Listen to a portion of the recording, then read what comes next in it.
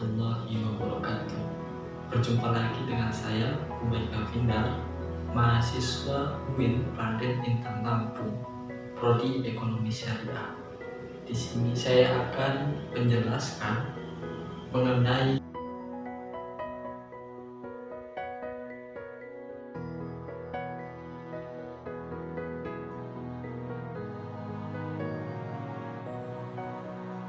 yang pertama. Saya akan fokus kepada sholat. Secara bahasa, sholat artinya doa.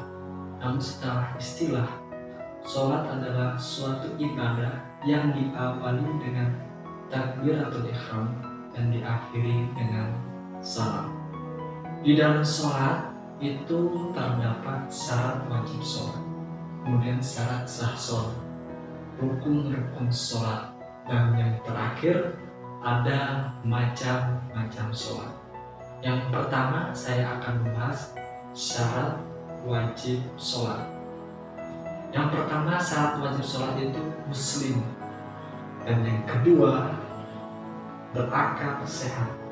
Dan yang ketiga, balik atau sudah dewasa. Kemudian suci dari hadas kecil dan hadas besar. Dan yang kelima, sadar. Untuk syarat sah sholat, itu yang pertama telah masuk waktu sholat, kemudian menghadap kiblat, menutup aurat, suci badan tempat sholat dan pakaian yang digunakan dari najis, dan yang terakhir mengetahui tata cara pelaksanaan dalam kita menjalankan ibadah sholat.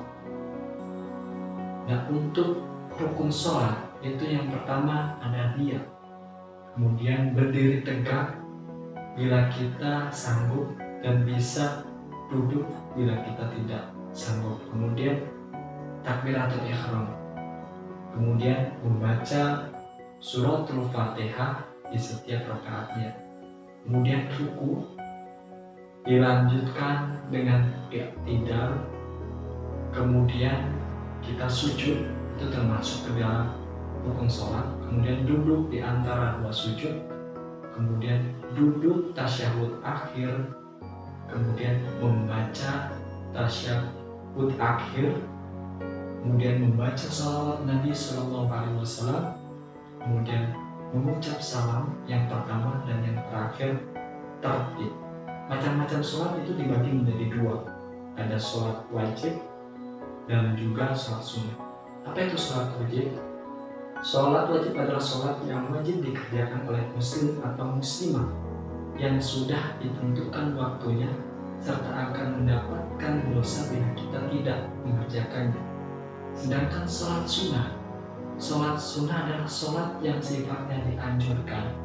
Artinya, apabila kita tidak melaksanakan, maka tidak berdosa. Tapi jika kita melaksanakannya, maka kita akan mendapatkan pahala. Sholat wajib itu terdiri dari 5. Yang pertama sholat subuh 2 rakaat, zuhur 4 rakaat, asar 4 rakaat, maghrib 3 rakaat, dan yang terakhir sholat isya. Sedangkan untuk sholat sunnah ini banyak. Untuk video kali ini saya akan menyampaikan 5. Yang pertama, sholat rawatib. Apa itu sholat rawatib? Sholat rawatib adalah sholat yang menyertai sholat fardu, yang kalau dikerjakan sebelum sholat fardu qobliyah, namun kalau dikerjakan setelah sholat fardu ba'diyah. Kemudian istikharah. Sholat istikharah adalah sholat sunnah apabila kita mempunyai pilihan, kemudian kita bimbang untuk memilihnya. Kemudian ada sholat tahajud. Sholat tahajud adalah sholat yang dikerjakan pada waktu sepertiga malam. Kemudian ada sholat duha, adalah sholat yang dikerjakan pada waktu duha. Dan yang terakhir ada sholat taubat, bukti sholat untuk membuktikan penyesalan kita terhadap kesalahan yang pernah kita lakukan. Selanjutnya yakni saya akan membahas tentang akad. Mengenai definisi akad, dasar rukun akad, syarat akad, prinsip akad, dan bentuk akad dalam fikih muamalah. Yang pertama teman-teman, saya akan fokus kepada apa itu definisi akad. Akad secara bahasa adalah al-akad, yang berarti perikatan, perjanjian, persetujuan, dan pemanfaatan. Secara bahasa akad adalah ikatan antara pihak-pihak, baik itu secara konkret atau secara abstrak.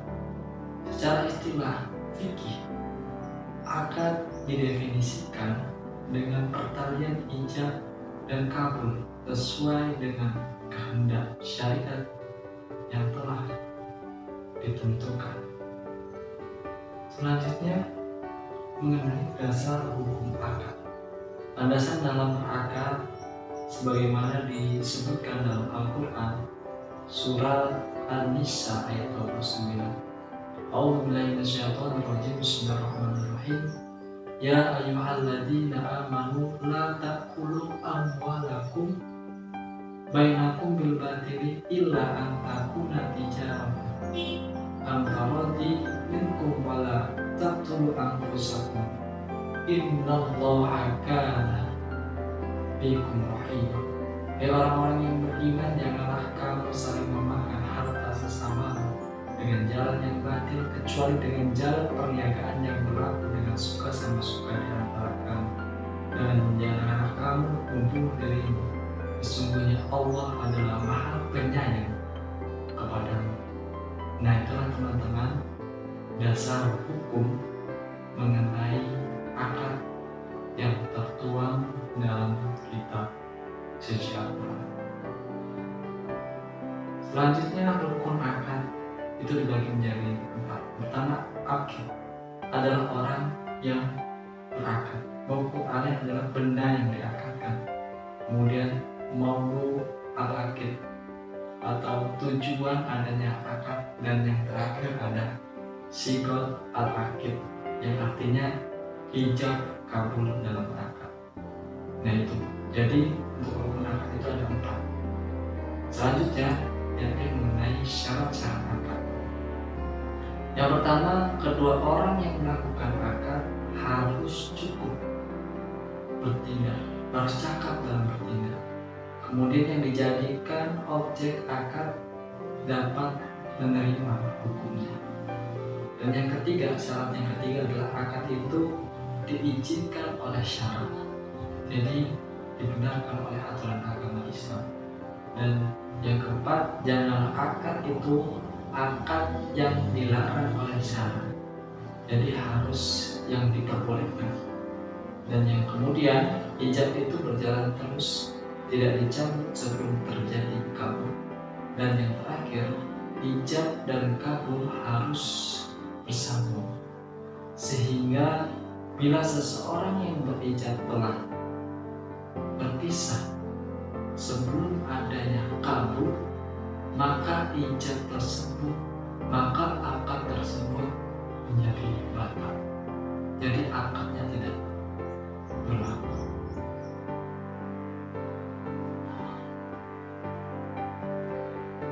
Selanjutnya, prinsip akad.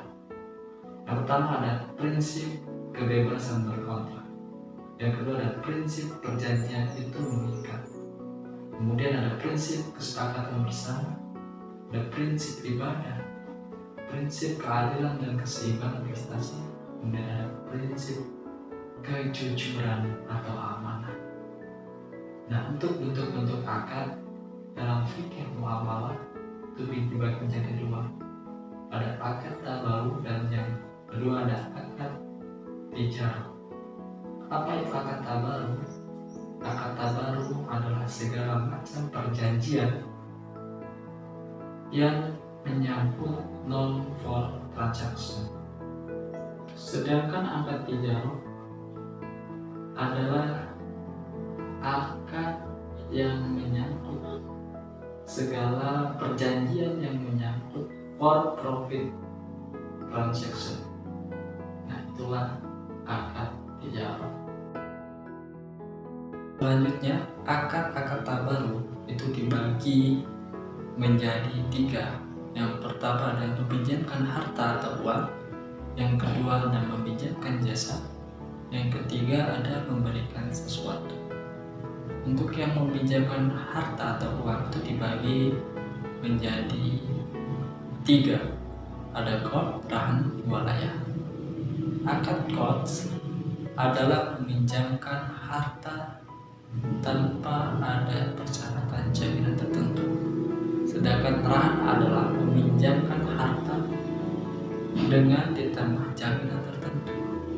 Kemudian hiwalayah adalah meminjamkan harta untuk mengambil alih pinjaman dari pihak lain. Nah, untuk meminjamkan jasa itu dibagi menjadi 3. Ada wakalah, ada wadiah, kemudian ada kafalah. Wakalah adalah meminjamkan jasa pada saat ini untuk melakukan sesuatu atas nama orang lain. Sedangkan wadiah adalah memberikan jasa penitipan atau pemeliharaan.